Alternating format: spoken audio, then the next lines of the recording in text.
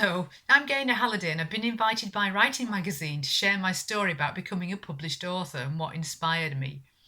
It all started with my family history research, in particular my great-grandmother, whose life story was full of twists and turns, some tragic, some amusing, and some just typical of the time in which she lived.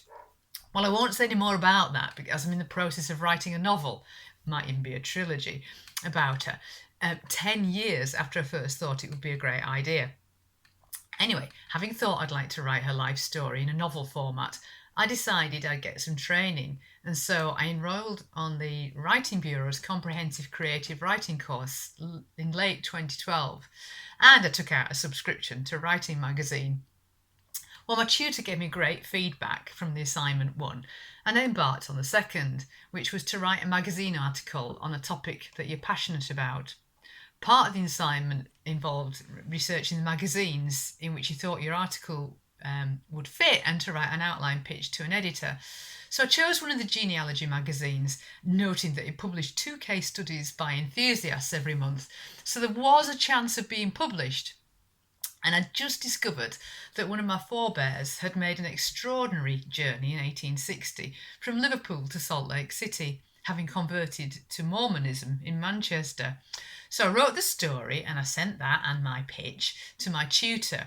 She told me, well, that's an excellent pitch and I should send it off to the magazine immediately, but the article might need a little more work in the meantime. And she gave me some pointers to how it might be improved.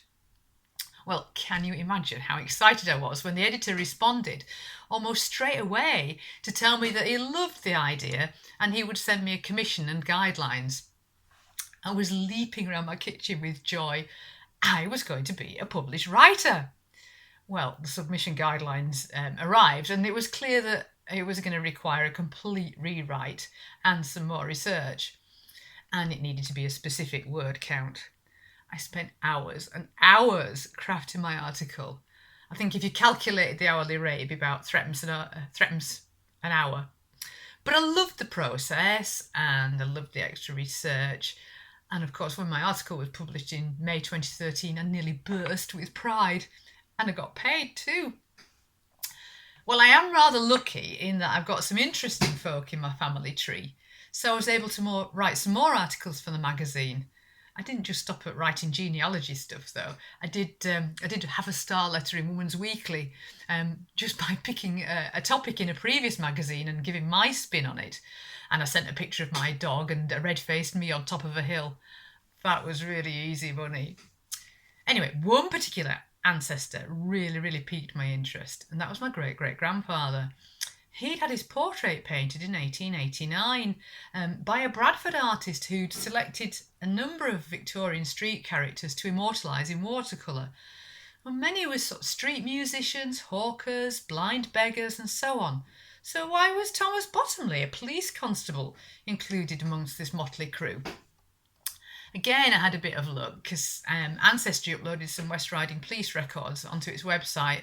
And there was Thomas, PC50, enrolled in February 1852 and superannuated by May 1891, 39 years later, when he was 69, and as the portrait shows, rather portly.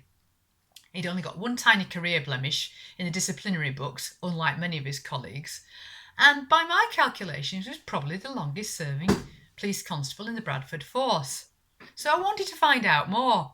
I booked a day at the Bradford Archives to read the Watch Committee minutes. That was a bit of an ambitious task because the books were huge and detailed. And of course, I only read a fraction of what was there. But what a wealth of information they'd recorded. The whole setup of the force, the equipping, the recruitment from top down, the rules, the regulations, and then the individuals, their misdemeanours, the punishments they had, their trials and tribulations. So here was a fascinating contemporary social history full of characters with interesting lives. And here was a potential non-fiction book, and I thought, great idea. Now, by this time, it was early 2016, and I've been progressing quite slowly through the Writers' Bureau course. Events of other things had happened.